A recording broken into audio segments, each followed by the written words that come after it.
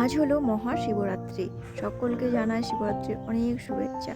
আগের বছর এই শিবরাত্রির দিনে জল ঢেলেছিলাম, কিন্তু এই বছর আমাদের অসুর চলছে, সেই জন্য আর জল ঢালার সৌভাগ্যটা হলো না।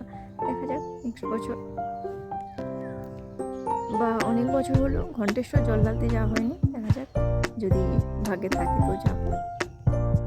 নমস্কার, শুভ সকাল। সকলকে জানাই সকালের মিষ্টি শুভেচ্ছা। এখন বাজে সকাল 7টা, তাই ভাবলাম একটু মাঠের দিকে যাই।